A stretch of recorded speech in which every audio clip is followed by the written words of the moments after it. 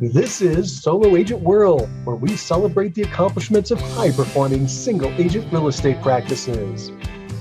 Hi, I'm Mike Cerrone with Mastermind Agent, and welcome to Solo Agent World, where we celebrate the accomplishments of top-performing solo real estate agents. Today, we're talking with Brenda Mayette with Miranda Real Estate Group in Clifton Park, New York. Last year, she sold 65 homes worth $15 million and earned $310,000 in GCI as a solo agent with one part-time assistant. Her average price was $231,000 with 40% buyers and 60% sellers. She's been an agent for 12 years. Welcome to the call, Brenda. Thank you, Mike. I'm happy to be here. Brenda, it's great to have you here. I'm so excited to talk to you today. Before we talk about what you're doing now, though, let's go back for a minute and talk about what you did before you got into real estate. Yes. Before real estate, I was in healthcare. I have a bachelor's of science degree in nutrition, and I was a registered dietitian. I moved up the ranks from clinical dietitian to a multi-department director, including the food service, clinical operations, and purchasing and receiving at a local hospital. I experienced layoffs on Halloween of 2007 and in March of 2009. So I became a little cynical and decided to take matters into my own hands during a recession, right? Wow. Good. Well, just for context, how long were you in the health industry? 20 years. So it's 20 years, and you worked all the way up into management. So you have a lot of experience in that area, kind of driving yourself and driving other people. And then you jumped over to real estate. Now, you said you got cynical in that industry, and that's why you made the switch because of everything that was happening. Why did you pick real estate? Well, our family was one of those, I won't say weird. Our family is one of the families that spent their Sundays going to open houses. And I spent a lot of my childhood wondering when we were going to move. But actually it was free entertainment for us. I'm the type of person that when we go away, I grab those home magazines and such. So real estate was always something that was always interesting to me. It was always something I was going to do later because it's so easy, right? It's something you can do in retirement. So Right. After my real jobs, I was going to become a realtor. And here we are. Right. And you've been doing this for 12 years, right? Correct. Yeah. So And I'm only 29. I don't know how it happened. So you figured it out. Let's go back to that first year when you first got in. How did it go? How was your first year? Well, it was horrible. First, I had people really questioning my sanity because, as we know, the world economy was not the best in 2009. I had people wondering why I was leaving, something that I had so much experience in, but I wasn't able to find a job that wasn't backpedaling. It was tough, but when I started, I jumped right into the training programs. I had the blessing of a mentor. I got my license in July. I had my first closing in December, and my second closing wasn't until the following March. Wow. My husband was asking me, are we really going to do this? And it should be noted that during my second layoff, I overlapped with his layoff. So very interesting times within our family, but we persevered and here we are. And you pushed through. Looking back that first and second year, was there anything that made a change or a switch? Let me ask a different way. Have you gradually added from 1 to 2 closings a year up to where you are? Or was there a time where there was a flip where everything started to click? And if so, what was that changed? I think around the third year, I started to feel like I was really gaining some momentum and really had maybe established myself as somebody who knew to some degree what they were doing and had some credibility. And I think that was just the byproduct of consistently doing all of the things that I was encouraged to do and trained on from the start. So when we look collectively at my first year, I had 13 closings. And then I'm happy to say that they did steadily increase from year to year. Okay, so that first full year, so you had kind of the end of the year, the 6 months with the one closing, and then the next full year, you had 13 closings. Right. That's pretty good. What were you doing that first year to get the 13 closings? Some people might be listening to us, they're brand new, and they're trying to get some ideas. Sure. So I was trained initially in the Brian Buffini program, which that resonated well with me. I am a people person. So I was doing pop buys. I was sending the personal notes. I was making the phone calls. If our broker owner said to do it, I went and did it, because we have to remember that I was of the employee mindset. And this is going to sound silly, but it took me probably a few years to realize that I was an independent contractor running her own business. I'm a bit of a processor. Well, it clicked in. Give us some more of that first couple of years. So you went 13. What was the next year? Do you remember? 20 something, maybe 27. So maybe you doubled that next year. Mm-hmm. Now, I know there's a lot of people listening that are around 12, 13 units, and they want to double. What did you do that next year to go from the 13 to the 27? How did you double?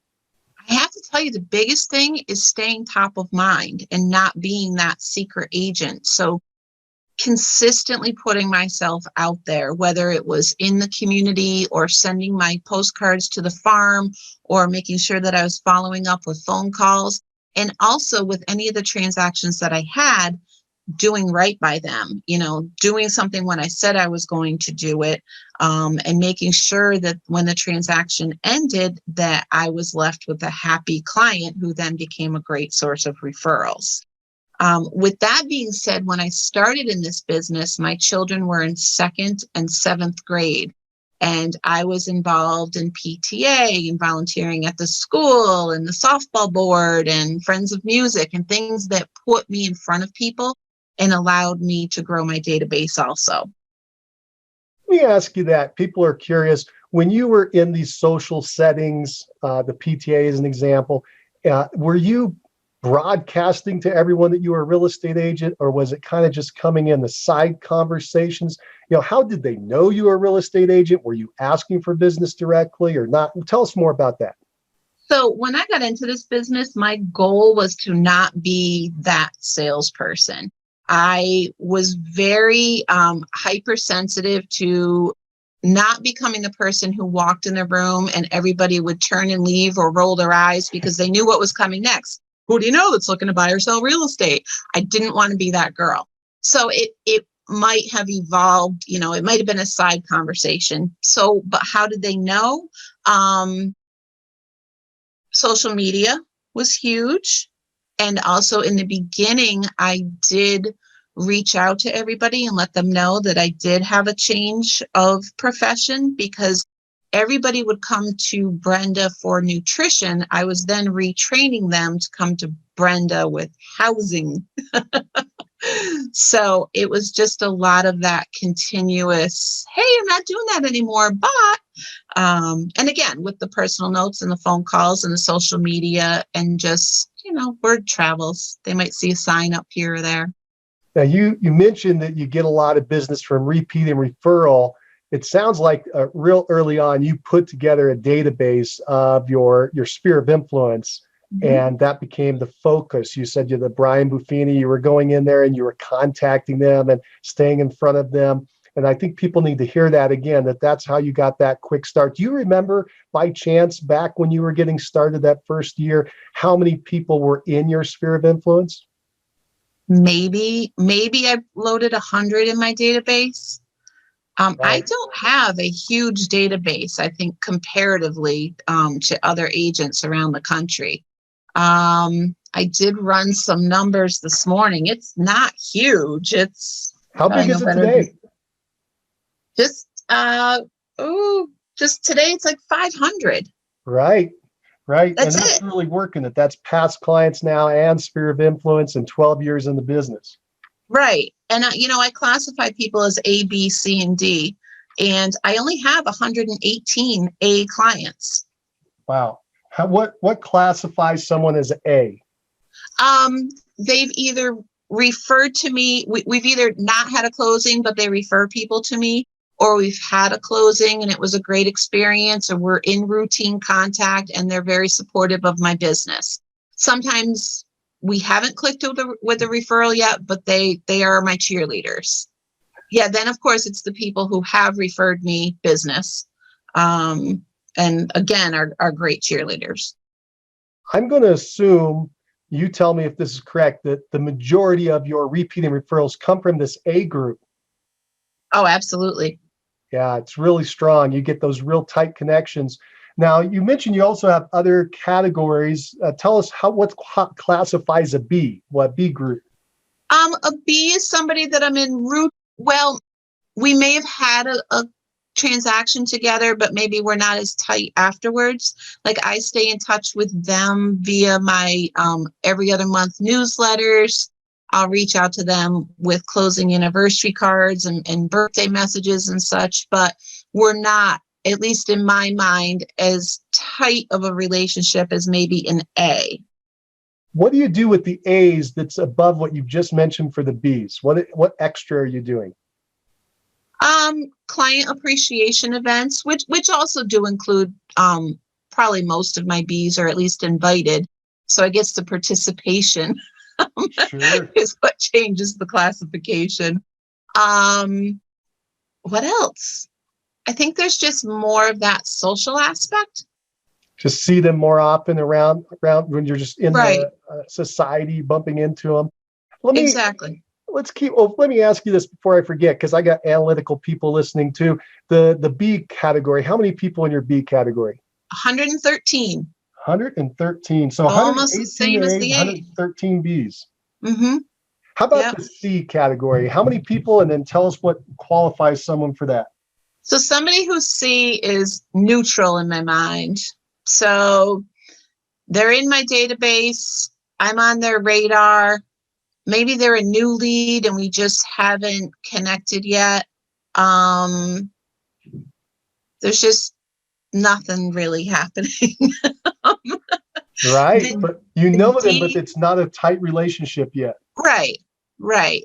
So probably more of a customer or, nobody that we've done a transaction together with. How many people in that group? A little over 200. And then did you say there was a D category? There is. What is the D category? This is going to sound horrible, but they're either dead, literally or figuratively. So the figuratively one is that it's just not a good fit for whatever reason. But they're not a good investment of my time, energy, or treasures. How many people in that group? A little less than 100. Why do you keep the group? Why don't you just delete them out of your database? They remind me what not to do, maybe, or remind me what to be on the lookout for, or remind me of the path that has got me here. Sure. We're always going to have D's come across our path anytime, but yeah. I like to know who they are just so I remember. Oh gosh, right. Yeah, that was the person we did not get along at all. I should not spend my time there. Yeah. Exactly. So right. I think it's a good reminder. That is great. So I got to ask the big question. Of course, I should have asked earlier, but I'm going to ask now. And that is, in the introduction, I mentioned that you closed 65 homes last year as a solo agent. Is that true? Absolutely. That's absolutely. Amazing. My family can attest to that one. Okay. Now, I'm going to tie it back into what we were just mentioning, and that is the repeating referrals. I asked you to fill out a form for me, and you sent it back. And repeating referrals, if I did it correct, is about 86% of your business. All but 14% comes from repeating referral. And yeah, that is impressive. Now, if we do the 86%, that's somewhere around 56 of the closings, I'm going to estimate. And the 56 out of your 500 databases, better than 1 in 10 have sent repeated referral. And really, I think it's even better than that, because you have these deads, You got the neutrals. They're probably not sending you business or doing a lot of repeat. It's really coming from those A's and B's. Would you agree? Yeah, I am blessed. That's amazing. So I just want people to hear that, especially if they're analytical in numbers. Basically, we got, I don't know, 231 people, the A's and B's, have sent you 56 closings last year. That's incredible. That's like 1 in 4. And it's a lot more fun to do business that way. I bet it is, and more profitable. Right? Oh, absolutely. Absolutely. More fun, easy to contact, more enjoyable to be around, probably easier during the transaction, easier when things go weird, right? You're able to keep the relationship survives through weird things that happen during transactions. Living it right now. So it happens, right? So that is really great. I want to now go back and I want to delve in a little deeper into your annual marketing plan for people who are listening and taking some notes. Could you tell us, if we were to look at what you are doing right now today with these people in A and B group, what exactly, you start to mention it out, but please mention it again. And so a big picture of what are you doing to stay in front of those people so they send you repeating referrals? So every other month, my AB database gets a Service for Life newsletter from me. I take the template and then I Brendify it. So that goes out to about 300 people every other month. Why isn't it every month? Because I think every month is just a lot. So every other month, it has some good quantity to it. What else do I do? I mentioned closing anniversary, just greeting, handwritten personal notes, acknowledging their closing anniversary, birthday cards, social media. Part of my morning routine is to just go on and see what's going on in their lives. But I also try to be very, very consistent on my own social media pages also. So again, there's just that top of mind. And it's funny, we all know that social media is a very interesting animal. But you could not have much business going on at all, but the world thinks that you're crazy busy. So yeah, use it. That's awesome. And then you also mentioned earlier events. What kind of events are you doing? How often? So the consistent one is the client appreciation event, which is typically held the Sunday before Thanksgiving. It's a pie event. I am of the mindset that if I truly appreciate somebody's business, I'm going to go to them. So I used to spend all day Sunday and then part of Monday and Tuesday in my car driving around delivering pies right before Thanksgiving. The attitude of gratitude got a little crusty. So because the event got bigger. So a couple of years ago, I went, our local watering hole became the host site, and we did a Sunday from like 1 to 4, had appetizers. I had drink coupons for people, and everybody's able to come in and have a visit, and they all went home with a pie, and it was great. It was great. That is wonderful. And during the pandemic, I'm proud to say that we did not just say, oh, it's a pandemic, we're not doing it. We held a drive-through event, and it was very well received. That is so cool. And now, when you did the Pie Day event, how many people did you invite, and how many people showed up? I invited probably between 80 and 90, and we got over 60 there. That's great. And what was the cost of the event for you? Oh, it was cheap. It was like $500 between the food and beverage at the local pub, and then the cost of pies. I think one year I was able to get them for $7, but then we upped it a little, and I got them for $11 at a local orchard. So that's pretty cool. So we're talking somewhere under $1,000 for the entire event. These are your best besties. These are the people sending you repeating referrals. You're making connections with them, and it's a win-win event. Now, people want to know, at the event, are you receiving referrals or business directly at the event or immediately after that you can track, or is it more of a feel-good event? It's mostly feel good, but there's always a few people who are like, hey, my neighbor, or hey, my friend. So, but I try not to have that be the bulk of and focus of the conversation. And I do it to make them feel good. I feel so good at the end of that day. The messages, I have people showing up with gifts for me. I'm like, what are you doing? Here's your pie and thanks for the present, right? Right. The text messages I get after it, it's awesome. That it's is really fantastic. awesome. And the power of the event is the invitation. So you invite more people than show up and everybody feels happy that they got an invite. I need to ask though, we just went through your A and B list is over 231. How did you pare it down to inviting only 90? They all don't live around here. So a lot of my cheerleaders are not local. I'd have to look at those stats again. That's okay. So maybe you just invited the A's for the big event, maybe a couple of the B's that you thought would work out well, and also you have this local issue.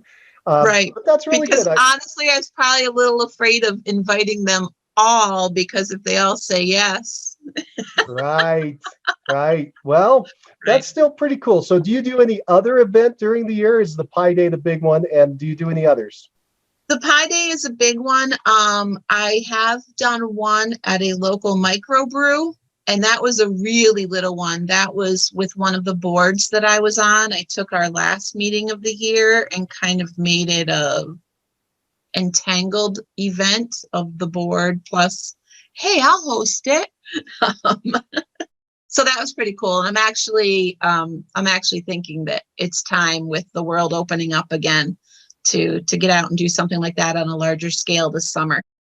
I want to dive into, so thank you for giving us this outline of the marketing, your marketing plan. I want to go into the social media one, because I'm sure people are wondering, that's a hot topic.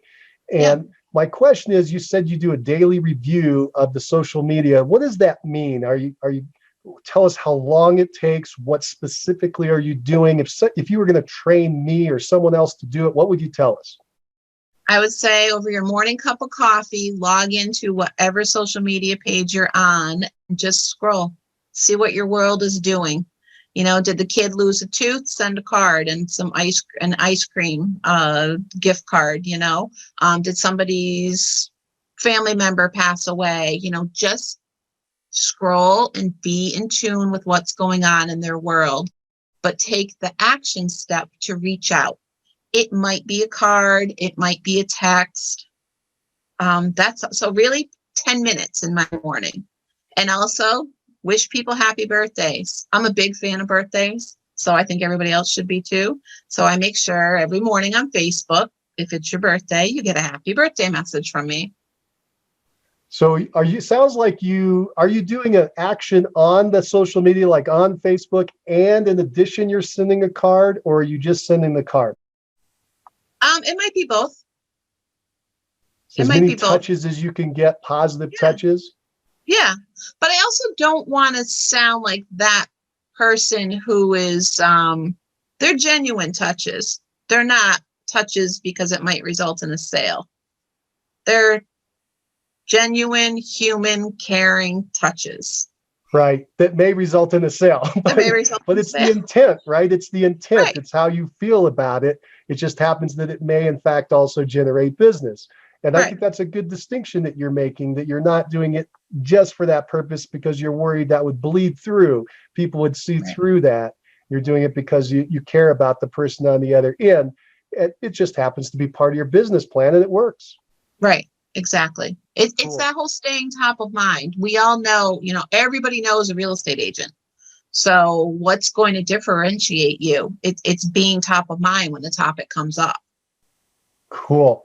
Is there anything else that somebody listening to us should know about your program to work with your past clients and sphere of influence that we haven't talked about, or something that they should know? I think the biggest thing is you have to be authentic to yourself. I don't do a lot of things that what I'm going to call the big dog training programs tell you to do. I do not take 2 hours a day and dial for dollars. I honestly can't tell you the last time I set aside time and just made phone calls. I do not spend a lot of money investing in leads. I would rather invest that in relationships I already have. Do I spend some money? Yes. How much? Less than $50 a month. That's it. But I think when you're starting out, to find the pieces and parts that do sit well with you and don't feel icky, and then design your own business from there. That is good. That's good stuff. And to clarify, you have a little bit of business from internet leads. I think it's about 7% of your business, and a little bit from a farm, and that's about 7% as well. The bulk of your business, 86%, is coming from what we just talked about, these repeating referrals. Exactly. And the interesting part about the farm, though, too, is obviously it's local to where I am. So it does kind of intertwine with my sphere of influence, too, because people know people. You know, I do have a billboard every year in March. It's on one of the big thoroughfares into Schenectady. And, you know, again, top of mind. And then it was funny because I've had people be like, I saw you on a billboard. I'm like, isn't that funny? I'm like, the real deal. But it does, as funny as that is to me, it does enhance the credibility because I had a billboard. But, you know, people in the neighborhood have been getting postcards from me for over 10 years. And I remember one of my first sales in the neighborhood, she said, I got your postcard and I tucked it away because I knew someday I would need it. Well, I have 2 signs up in the neighborhood right now, with hopefully at least 2 more coming. And I've always been tempted to stop those cards because I'm afraid, because I wasn't seeing the, fallout from it, but it works. It's just, like everything, it's a cycle and you just have to stay in front of people. That's good. Let's do this. I want to switch gears a little bit, and I want to talk about the big picture of what you're doing production wise. You've got to be working a lot of hours, and people have got to wonder about your schedule. Let's talk about what does your daily schedule look like? When do you start in the morning? When do you stop at night? Number 1. And number 2, how does that look over the course of a week? Okay. First and foremost, if you're doing something you love, it doesn't feel like work. So I might be making a call, sending a text, shooting off an email in what I'll call after hours, but it's not something that I resent. I have spent a lot of energy trying to train myself. We all know that with technology, we are all accessible 24/7. And I don't think as agents, we should be advertising ourselves as being available 24/7. There have to be boundaries. So when I say I trained myself, if something would come in what I determined to be my after hours, don't respond. Don't only reinforce the behaviors we want from people, right? So it took me a while, but I think we're good now. So my day looks like typically Monday through Friday, I am at my desk no later than 7:30 in the morning. I usually have 2 to 3 hours of desk work, and then, whatever I'm needed to do in the field, whether, listing appointments, inspections, showings. Do I work nights? Yes, but not a ton. Last night I was home by 6:30. Most nights I will leave my desk between 5 and 6, and I'll keep an eye on text. Honestly, after 7 p.m., I'm not looking at email anymore. It'll wait till the next day. Do I work weekends? Of course. I typically try to, if I work Saturday, I won't work Sunday and vice versa. But I can also tell you that I'm not out there every single weekend. We're just coming off of Memorial Day. I did 1 showing each day, and I had plenty of fun around that. So it worked. Good. Yeah. So, and people listening would be wondering, well, geez, like for instance, we're in a really hot market right now, and inventory's low, and buyers are really excitable today. They want to get on everything. Do you get those last minute calls and people say, I got to go see this home? And do you end up having to drop everything, or do you make them wait until you're ready? I'm blessed right now to be focused on the listing side of things. And it's a great place to be right now, as we all know. I have some buyers, but we have to be responsive and fit things within the context of the current market. So I'm not going to make them wait. If my schedule's not conducive to it, I will delegate it. There are people within our company who are hungry for leads, and I'm not going to make somebody wait in this market. We all know you've got to get out there within 24 hours or you're just not going to be able to participate. Let's open that up a little bit. You said you would delegate. What does that mean if you delegate a buyer? Okay.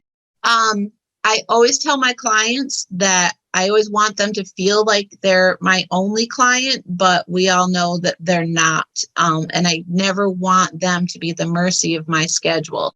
So if something hot does hit and I'm not available, I do have she's relatively new in the business. I think she's about 3 years in. And she's been my little grasshopper. I will delegate to her as needed. If she's not available, I'll put a message out to our company and see who might be available. So it's nice to have that backup.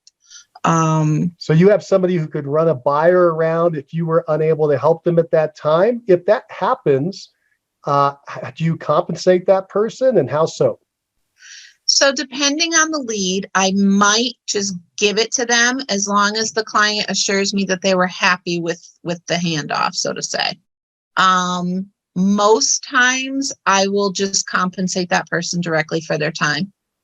So you do it on a dollar per hour basis?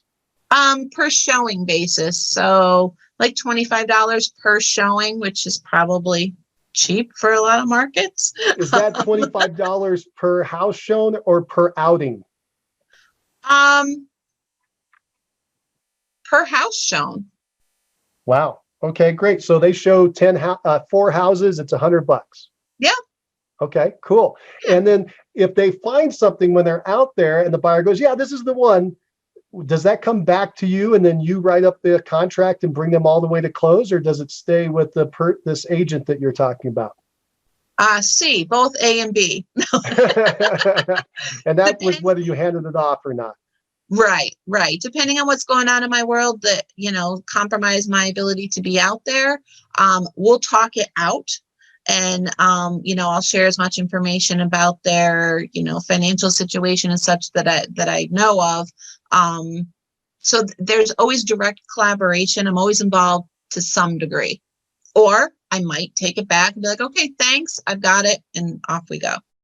Now, this agent, though, is not on your quote team. It's not a buyer's agent. No, it's not even a showing. Maybe it's a showing agent. It's kind of just an agreement. They're doing their own thing, running their own business. It's just every once in a while you ask them to pick up some things here or there and some slack. Maybe even if you took a trip or a vacation, is that what you would do as well? That's what yep.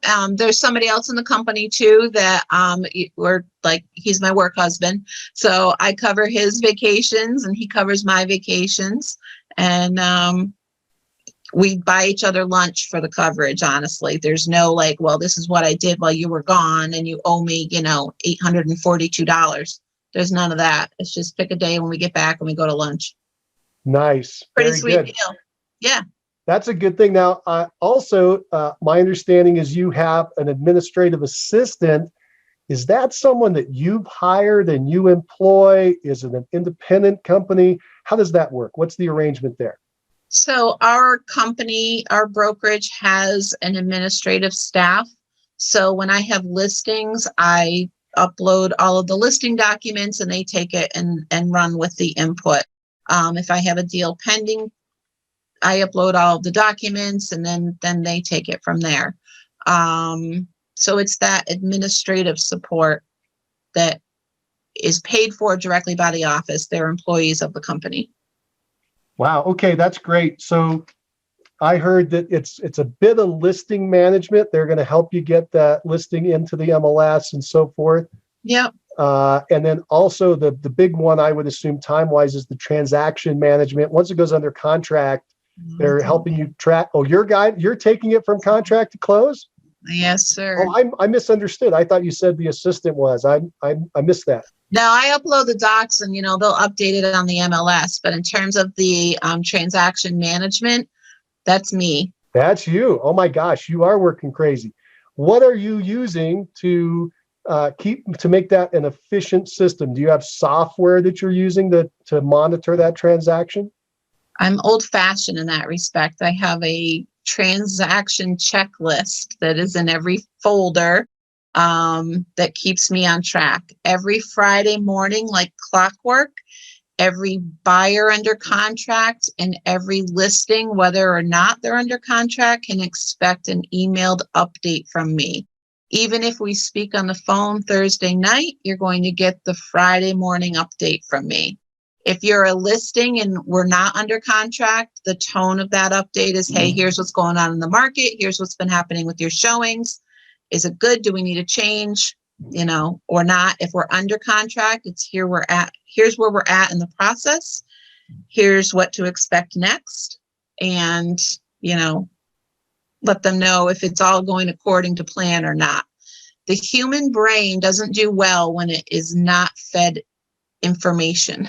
So even if there's nothing to report, they need to get that reassurance that all is on track and going according to plan.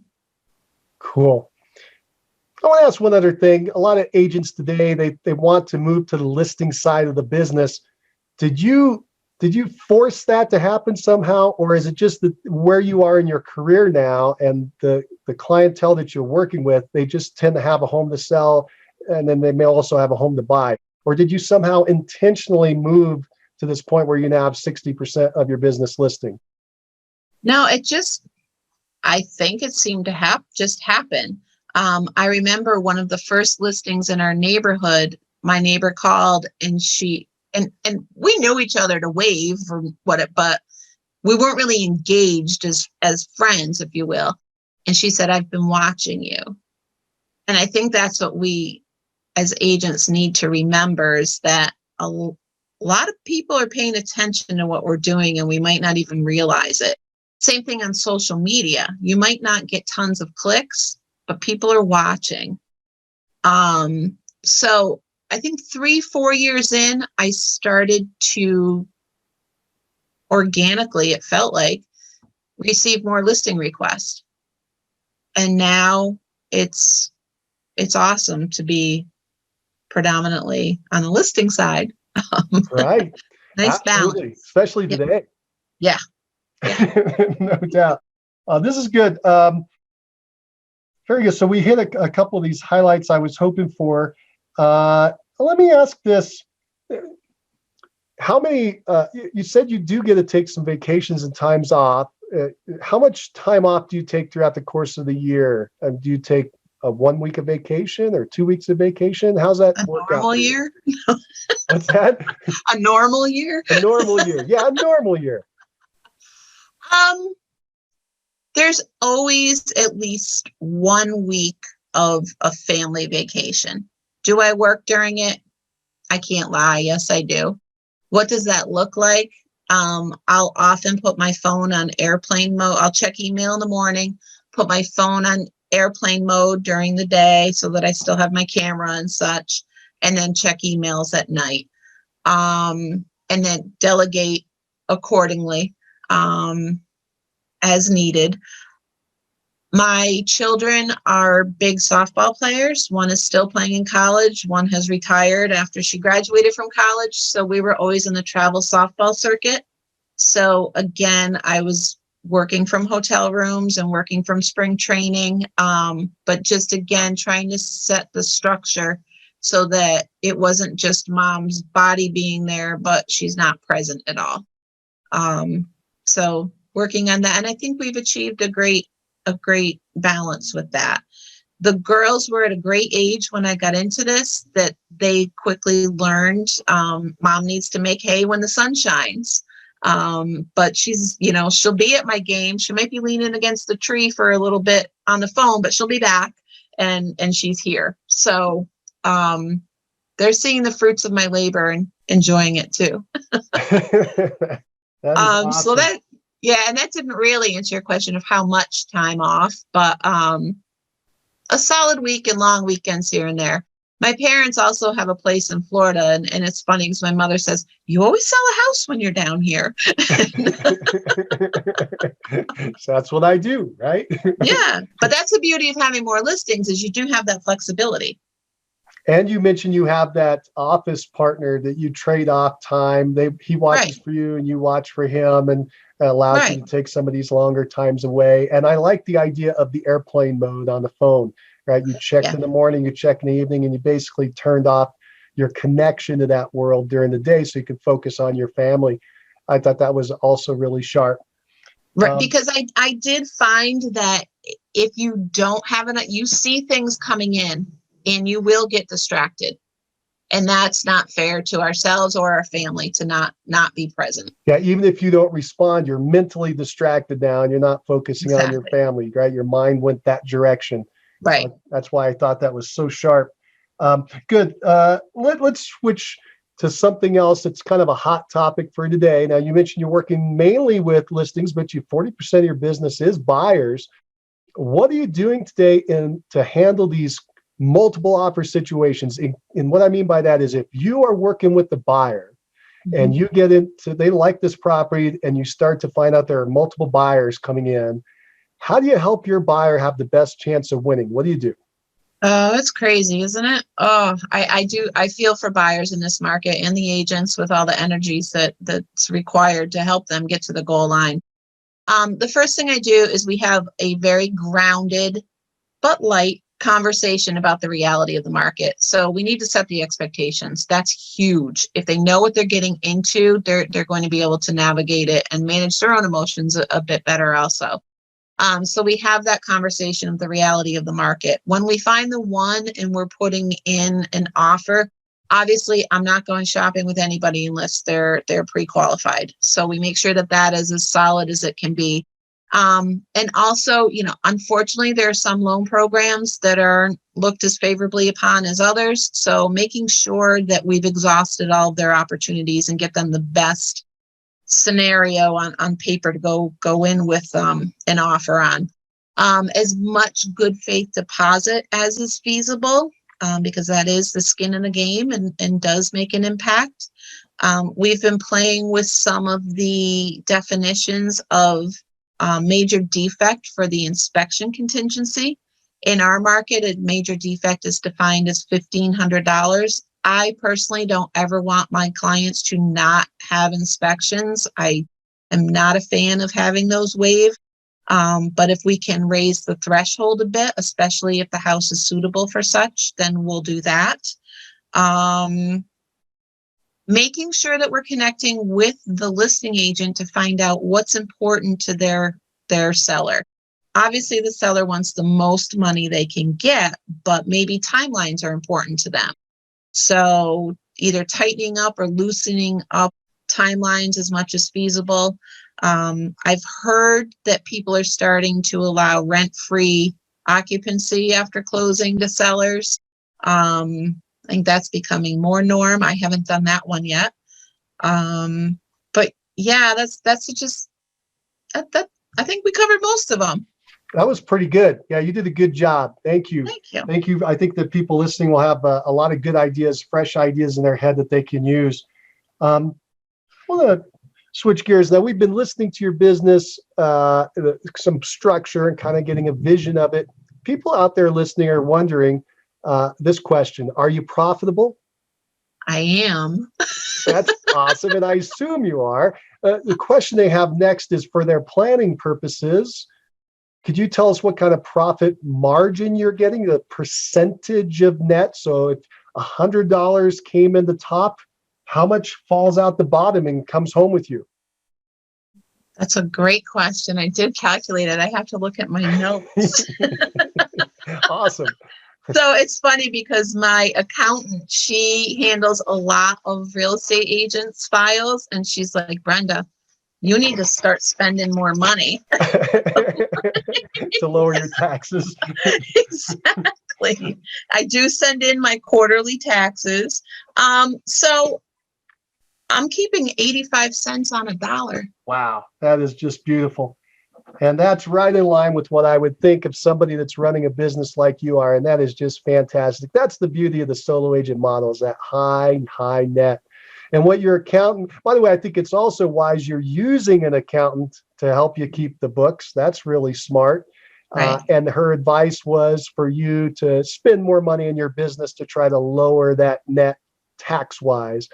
And that's another talk for another day as to what you can and can't write off. But I thank you for sharing that. And I really like that you shared that how high that net is, because people don't get that. They don't realize what an amazing net it can be in a solo agent model. All right, let's move on. I'm listening to you, and I got to ask, what drives you? I'm competitive by nature. I am a softball mom. I, back in the day played sports, not as well as my children, but participated. I'm naturally competitive. And I think in my professional world, I had the choice to be broken, right? Or to pull myself up by my bootstraps and do it. And I chose the latter, and failure was not an option.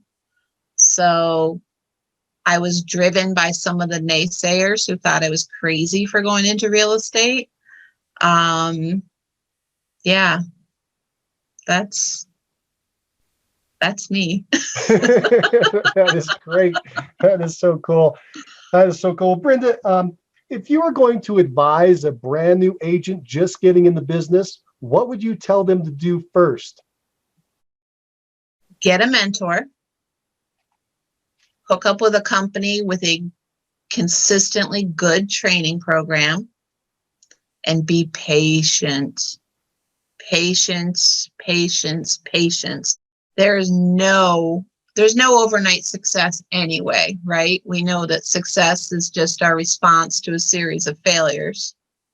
I like to think I invented that phrase. I like that. Yeah. That's pretty fun. But especially in real estate, there's no instant gratification. I mean, when we read an offer today and do what we can to keep it on track, and maybe in 6 to 8 weeks, we'll get the reward from that, right? So patience is huge, and knowing what you're really getting into. I've had a lot of people call me this year. Hey, I'm thinking about getting my license. I said, okay, let's talk. Tell me what you think this business is all about. Because a lot of us are making it look too easy. So they think it's easy money. So know what you're getting into. If you're going to embark on it, get a mentor, have access to a training program, and be patient. And keep working the systems. Don't try to reinvent the wheel. There's people out there who know what they're doing, and take the pieces and the parts that will allow you to stay true to yourself. I like that. Stay true to yourself. Very good. Well, Brenda, I've come to the end of my questions for today. Do you have any parting thoughts for the listeners? I'm so excited to have had the opportunity to do this. Real estate is an awesome business to be in. Go for it. Yeah, that is good. Well, this has been fantastic. Brenda, thank you so much for joining us today. Thank you. I was so happy to be here. Thank you. Well, that's it for now. Thanks for joining us on Solo Agent World. Keep moving forward. Bye. This has been another episode of Solo Agent World. Enjoyed what you heard? Hit that like button. Plus, remember to subscribe and click that notification icon so you'll be the first to receive all the latest episodes. Love the show? Leave us a 5-star rating and write a quick review. If you know a solo agent that we should interview, yourself or someone else, let us know at mastermindagent.com. And if you have a solo agent friend who could benefit, tell them about the show. Thanks for listening to Solo Agent World. Keep smiling and keep moving forward.